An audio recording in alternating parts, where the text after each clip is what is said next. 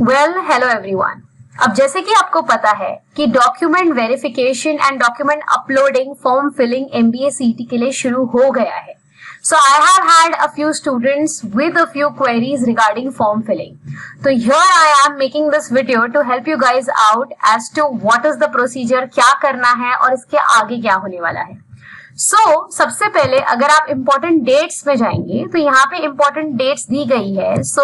28 को ये portal open हो चुका था और कल शाम को 5 बजे तक which is 7th of July तक आप अपने डॉक्यूमेंट्स अपलोड कर सकते हैं, अपने डिटेल फॉर्म फिलिंग कर सकते हैं। वापस से ये पोर्टल एक्सटेंड होगा नहीं होगा कुछ कह नहीं सकते। So make sure for the safer side you upload all your details and all your necessary documents by tomorrow 5 PM. ठीक है, स्क्रूटनी जो है वो परसों तक शुरू रहेगा। Scrutiny will go on up to 8th of July, that is e scrutiny. What is scrutiny, क्या करना है, I just help you out, I just guide you in details. See सबसे पहले क्या होता है, जब आप सबसे पहले न्यू कैंडिडेट रजिस्ट्रेशन पे क्लिक करते हैं तो ऐसा कुछ स्क्रीन आपको दिखेगा। ठीक है, तो are you applying as a foreign national candidate, what are your details, you just have to fill your details here. ठीक है, तो जो भी आपका डिटेल्स रहेगा आप उसको भर सकते हैं। Once you do that, then you become a registered candidate. तो registered candidate होने के बाद आपको बस candidate login करना पड़ता है। अभी यहाँ पे मेरे पास एक स्टूडेंट का लॉगिन है, so I'm just logging it directly inside. ठीक है, लॉगिन करने के बाद अगर आप देखेंगे तो आपको बहुत सारे डिटेल्स फिल करने पड़ेंगे, आपके रजिस्ट्रेशन डिटेल्स, आपके CET marks.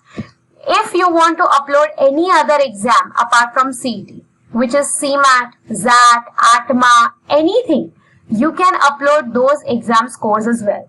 But mind you, ये सारे एग्जाम्स में से आप एक ही एग्जाम का स्कोर अपलोड कर सकते हैं। तो मेक श्योर जो भी आपका हाईएस्ट स्कोर है, whether it is in CMAT, MAT, CAT, ATMA, वो हाईएस्ट स्कोर अपलोड जरूर कीजिए, बिकॉज चांसेस है कि आपको कोई अच्छा कॉलेज उसके थ्रू भी मिल सकता है। ठीक है, सीईटी डिटेल्स के बाद कैंडिडेचर टाइप्स रहते हैं। आप टाइप ए कैंडिडेट है, टाइप बी है, टाइप सी है, तो हर टाइप का उन्होंने एक्सप्लेनेशन और डिटेल्स दिया हुआ है।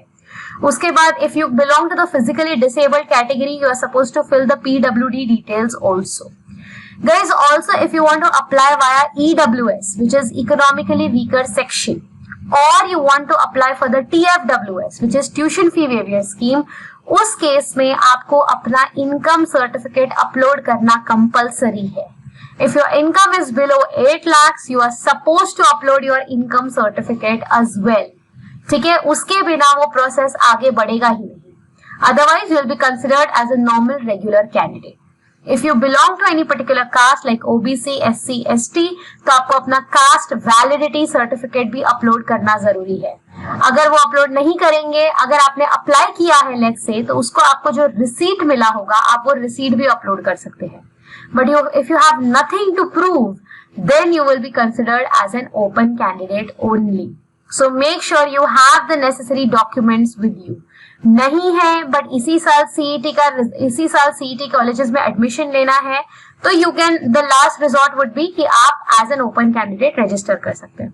ठीक है, क्वालिफिकेशन डिटेल्स रहेगा, आपका पोस्ट ग्रेजुएशन किस में हुआ है, आपका रिजल्ट्स क्या था, वो सारे डिटेल्स पूछे जाते हैं। पर्सनल डिटेल्स होता है, अपलोड फोटो विद सिग्नेचर होता है, और एप्लीकेशन फीस पे करनी पड़ती है। एप्लीकेशन फीस सिर्फ उन्हीं स्टूडेंट्स को पे करनी पड़ती है जिन्होंने सीईटी एग्जाम नहीं दिया था। For example, if you are trying to apply via CMAT, via MAT, ATMA, CAT, whatever, अगर आपने MBA CET नहीं दिया है तो आपको DTE को 1000 रुपीज पे करना पड़ता है। लेकिन जो स्टूडेंट्स ने MBA CET दिया है, they are not suppose to pay any amount of fees यहाँ पे।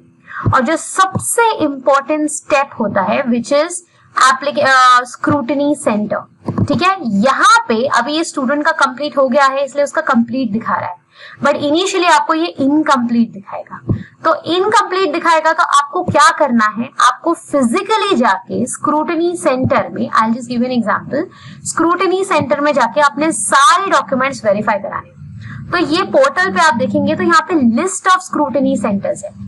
तो आपके सिटी के, no matter you are wherever in Maharashtra, आपके नियरेस्ट स्क्रूटनी सेंटर्स होंगे। ये पूरी लिस्ट है स्क्रूटनी सेंटर्स की, जो भी आपके पास है आप वहां पे जाके अपने डॉक्यूमेंट्स वेरीफाई करवा सकते हैं। But let's say if you are not in Maharashtra and if it is not possible for you to go physically, then आप e-scrutiny का ऑप्शन भी सिलेक्ट कर सकते हैं. और e-scrutiny का verification is going to be open till 8th of July. तो अगर आप यहाँ पे डेट्स देखते हैं इंपॉर्टेंट डेट्स में, तो यहाँ पे if you check document verification by online mode is open up to 8th of July 5 PM. तो जब भी आप डॉक्यूमेंट्स अपलोड करते हैं वहां पे एक स्टेटस आता है waiting for the scrutiny centre to verify. ठीक है, ऐसा नोटिफिकेशन आएगा. अगर आपके डॉक्यूमेंट्स में कुछ भी एरर है तो वहां पे ग्रीवियंस करके आएगा और आपको एरर्स बताया जाएगा. मे बी आपका फोटो राइट फॉर्मेट में नहीं है, या आपका डोमिसाइल सही नहीं है, या जो भी है व्हाटएवर, या कास्ट वैलिडिटी नहीं है, तो वो जो भी प्रॉब्लम्स होंगे, जो भी ग्रीवियंसेस होंगे, वो वहां पे अपलोड किए जाएंगे. And you have to keep on checking that continuously कि क्या क्या ग्रीवियंसेस है. वो ग्रीवियंसेस को रेक्टिफाई आपको करना पड़ेगा. और जैसे ही वो रेक्टिफाई हो जाता है, आपका स्क्रूटिनी और या फिर वेरिफिकेशन जो है वो कंप्लीट दिखाता है. जैसे ये स्टूडेंट का अभी दिखाया था, so I just show it to you once again. ये एक स्टूडेंट का जो उन्होंने फाइनल स्टेटस कंप्लीट दिखाया था. तो once your document verification is done, यहाँ पे ये सबसे इंपॉर्टेंट स्टेप है, form confirmation at scrutiny centre, ये कंप्लीट होना जरूरी है.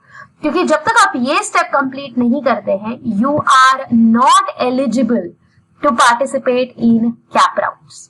ठीक है, आप एलिजिबल नहीं हो, आप आगे पार्टिसिपेट नहीं कर पाओगे, आप कंसिडर्ड ही नहीं किए जाओगे. ठीक है, तो यहाँ पे अभी मैंने जो भी स्टेप्स बताई हैं ये उसके डिटेल्स है. Registration, log in, type of candidature, सारे details, so on and so forth. तो ये पूरा steps by step detail explain किया है. ठीक है, अब इसके बाद क्या होगा? A lot of students have this doubt कि इसके बाद क्या, अब क्या करना है. अभी आप लोगों को कुछ नहीं करना है, अभी आपको बस रिलैक्स करना है. ठीक है, कुछ दिनों के बाद प्रोविजनल मेरिट लिस्ट लगेगी. ठीक है, उसके पहले आपने अगर कुछ एरर्स किया है तो एरर विंडो ओपन होगा where you will be allowed to rectify your error. अगर गलती से भी कुछ एरर हो गया है तो फिर वो रेक्टिफाई करने के लिए एक विंडो ओपन होगी. उसके बाद एक प्रोविजनल मेरिट लिस्ट लगेगी. Provisional merit list because obviously अगर वापस से किसी को स्टूडेंट्स को कोई चेंजेस करना है, कुछ करना है, तो इसलिए वो फाइनल मेरिट लिस्ट नहीं होती, प्रोविजनल मेरिट लिस्ट रहती है. इसमें आपको अपना रैंक पता चलेगा. आपका home university, outside home university, open category, SC, ST, OBC, whatever, you will get your state merit rank, and that rank is the most important for you to participate in cap rounds, क्योंकि उसके through आप जज कर पाओगे कि आपको कौन सा कॉलेज मिल सकता है. परसेंटाइल हाई लो हो सकता है, लेकिन रैंक ज्यादा डिफर नहीं होते. ठीक है, तो एक बार आपको एक फाइनल मेरिट रैंक मिल जाएगा, उसके बाद कैप राउंड शुरू होंगे. कैप राउंड 1 शुरू होगा, तो उसमें आपको अपना फॉर्म फिल करना रहेगा. फॉर्म कैसे फिल करना है, फर्स्ट ऑप्शन क्या होना चाहिए, सेकंड ऑप्शन क्या होना चाहिए है, I will be making a video on that as well.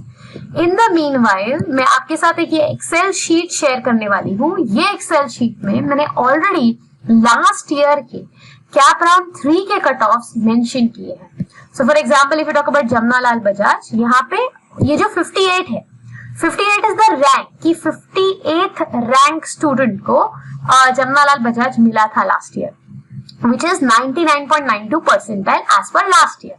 ठीक है, सिमश्री अगर आप देखोगे होम यूनिवर्सिटी 251 वाले रैंक को मिला था. तो इसी तरीके से मैंने हर अलग अलग कैटेगरीज के लिए TFWS हो गया, SC हो गया, ST हो गया, ऑर्फन हो गया, टॉप 25 कॉलेजेस का रैंक्स और उसका रिस्पेक्टिव परसेंटाइल्स अपलोड किया है. तो ये एक्सेल शीट का लिंक भी मैं डिस्क्रिप्शन बॉक्स में डाल रही हूँ, आपको चाहिए तो आप इसको रेफर कर सकते हैं. So my point is the most important thing for you right now will be your final merit rank, क्योंकि आगे का पूरा प्रोसीजर उसी पे डिपेंडेंट होगा. So make sure you fill in your details correctly. If you belong to any particular category, make sure you upload all your documents. अगर documents uploaded नहीं होंगे तो you will be considered as an open category student. And if you have given any other exam apart from CET, जहाँ पे आपका score decent है या अच्छा आया है, उसके marks भी upload जरूर कीजिए. Please understand, it doesn't matter हमको कौन से एग्जाम के थ्रू सीट मिल रही है, व्हाट मैटर्स इज हमको सीट मिल रही है. ठीक है, because there is no variation in the fees, right? So make sure you do that. For open category there is no variation in the fees. For other categories of course there will be a variation. ठीक है, so this is it from my side. Guys, if you have any doubts or any queries and if you want to contact me, you can connect with me on my Instagram channel. मैंने channel की link जो है वो नीचे description में दी हुई है. And if there is anything, you can mention them in the comment section below as well. I will try to answer your doubts. So this is it from my side. Thank you so much. Bye-bye. Take care.